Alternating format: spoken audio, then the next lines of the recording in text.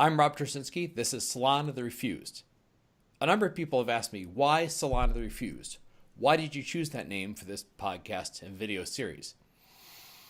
It's an art history joke, but one with some serious points about how to change the culture. It's a reference to the Paris Salon of 1863.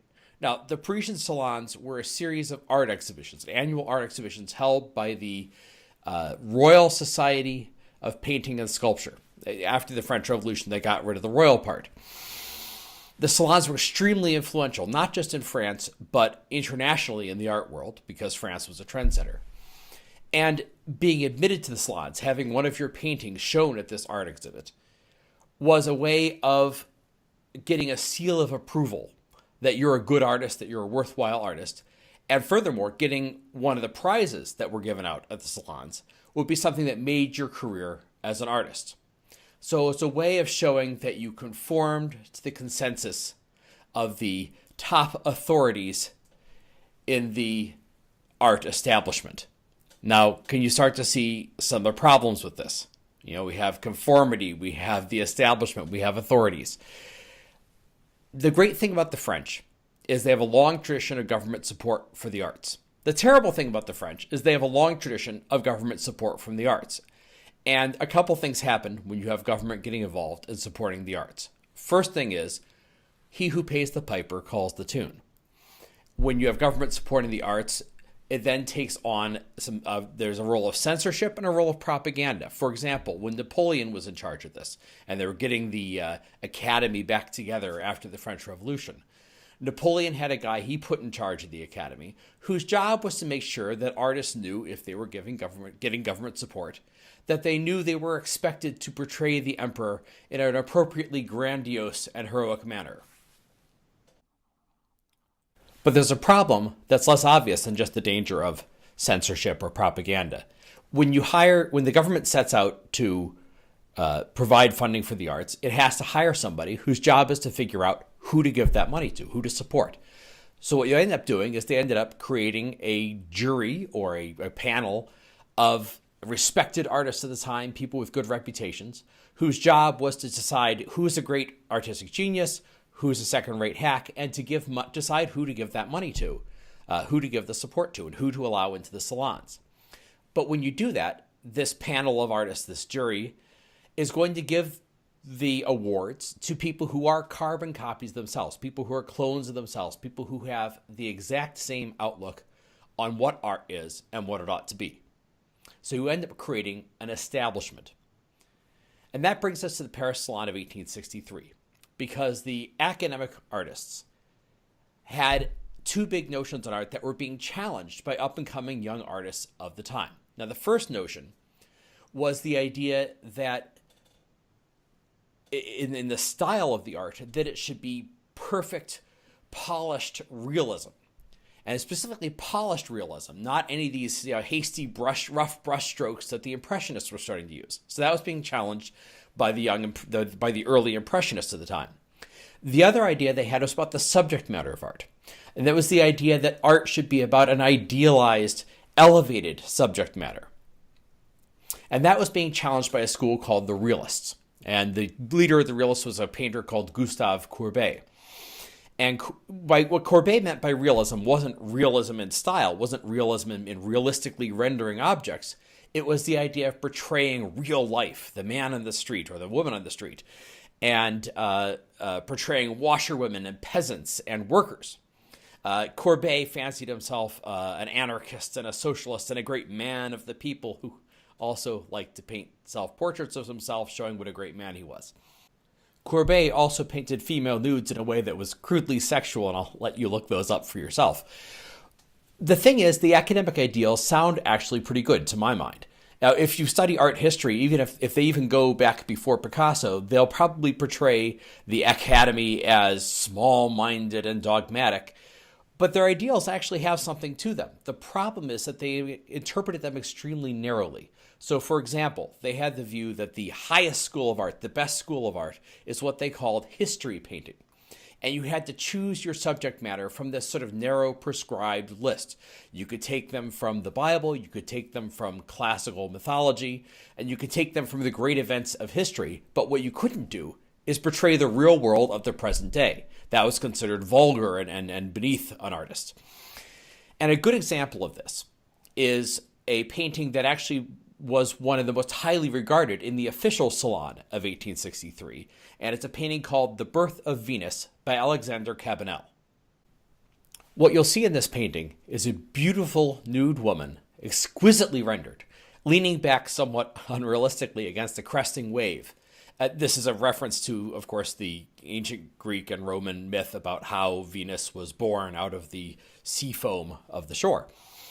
And what really strikes me, though, is that there's this congregation of cherubs above her. And I look at that and I think, is this 1863 or is it 1663? Everything in this painting has been done before. Botticelli painted The Birth of Venus in 1486. Everyone and his dog by this point has painted cherubs. So what you have is beautiful rendering skill, but the subject matter and the pose and everything is hackneyed. It's cliched. It's what Ayn Rand would have called secondhand. And it's ripe for challenge by rebellious young artists.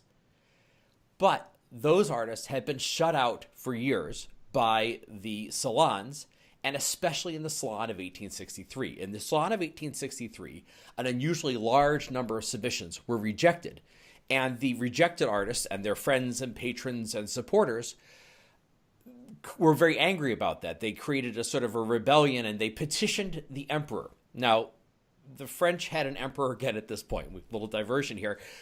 The French tried, they had the Bourbon kings, and that didn't work out. They tried a republic briefly, and that didn't work out. They tried an emperor, that didn't work out. They went back to the Bourbon kings, it didn't work out again. And then by this point, by 1863, they decided, let's try the whole emperor thing again. Now, spoiler alert, it didn't work out. So Napoleon's nephew, Napoleon III, is now on the imperial throne, and he's actually pro-Academy. He's in favor of the Academy's position in his personal preferences, and he actually bought that Birth of Venus painting we just talked about. But he's also sensitive to public opinion. So he sees this complaint, and all the disgruntled artists and the patrons and friends of the artists who were disgruntled, all the intellectuals who were worked up about it, and he decides, who am I to go against the will of the people? He decides to give the go-ahead for another salon that's a collection just of the refused paintings from the regular salon. So it's a separate salon for all the rejected entries. It's called the Salon des Refusés, or the Salon of the Refused. The most controversial painting there is probably Déjeuner sur l'herbe. I may have butchered the French, and I'm not even going to apologize about it. But it's Luncheon on the Grass by Edouard Manet. The painting shows two nude women, and that's not what's controversial about it, because the female nude was a staple of art at the time, and people have been doing it for hundreds of years. But typically they did it in an idealized, historical, mythological context that created a little bit of distance. What's radical about Manet's painting is two things. First, the nude woman in the front of the painting is looking directly at the viewer, directly engaging the viewer with a sort of a frank sexuality that is shocking to the audiences. So it's not distance, it's not idealized, it's not put safely into the past or into mythology. But the more controversial thing, the even more shocking thing, is that we can tell from the discarded clothes that are off to her side and from the clothes of the two men who are with her, the two clothed men who are with her, they're wearing contemporary clothes from the 1860s. So it's definitely not, it's pointedly not in the idealized past or in mythology. This is a real woman of the present day. The woman in the painting, by the way, is Victorine Meurent, who was a model used by Manet and several of the other artists at the time. Very beautiful, famously beautiful young woman. She was actually reputed at the time to be a courtesan or Manet's mistress or something like that, which made the whole thing much more shocking. I actually, in doing some research on this, there's no actual evidence that was her role, and in fact, she later went on from being an artist model to studying art herself and contributing some paintings that were accepted by the salons. And the real irony is that she favored the old-fashioned Academy style of painting. The other scandal in Manet's painting is the loose brushstrokes, the Impressionist style. This may not seem radical at all or subversive at all to us today, although you could argue that it's, the first step down a slippery slope that ends up with abstract expressionism and, guys dripping blobs of paint randomly on a canvas and calling it art. Now, what's really interesting is what happened next.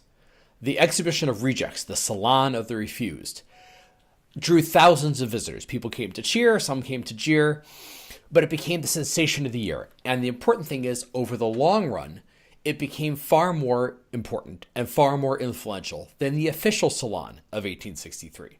Now, that isn't that interesting. It featured works by Manet, works by James McNeill Whistler, and other people who have become famous names in the world of art after that.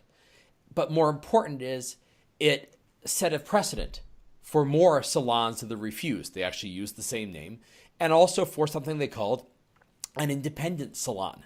So it was the first step for breaking the hold of an entrenched artistic establishment.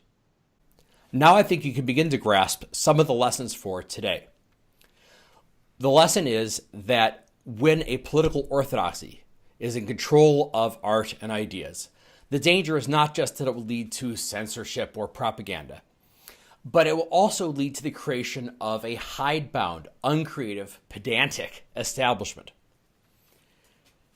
And that establishment may look invulnerable and unassailable from the outside, but it is vulnerable to falling to the sheer vitality of new and interesting and original ideas, which will seem all the more vital because they've been excluded for so long from discussion. Now, I might cite that in examples of ideas that I disagree with. So I might cite that as an answer to the politically correct establishment of today. But I wanted you to notice that also applies to ideas that you might agree with. So, for example, I happen to like the overall broad ideas of the French academic establishment. I think polished realism is better than impressionist brushstrokes. I think that an elevated, idealized subject matter is better than a slice of life of the man in the gutter. But we should keep Cabanel's Birth of Venus in our minds here, because it's an example of a work that ticks off all the boxes on a superficial list of rules about what's proper and appropriate, but still brings nothing interesting, new, and vital in terms of its ideas or its perspective on the world. So the lesson here, one of the lessons, is that ideas die when they become a dogma. Now you can begin to see why I'm taking the Salon of the Refused as the inspiration for this series. In French, the word salon just means room. So it referred to, in the art exhibitions, it referred to a giant room that you would fill with paintings and sculptures. But it was also used to refer to gatherings where you had intellectuals and philosophers would get together to discuss interesting new ideas. So the term salon also came to refer to a group of thinkers gathering together to have interesting conversations. And that's what I'm trying to do here. I'm trying to seek out conversations with interesting intellectuals, and specifically with those who are outside of today's politically correct, academically approved mainstream. Now, I'm not going to endorse or agree with the ideas of everyone I have on this show, but I'm going to seek out ideas that deserve to be more influential than those that are approved by today's establishment. So welcome to my Salon of the Refused. I hope that you understand what I'm trying to do here and that you will find the conversation stimulating.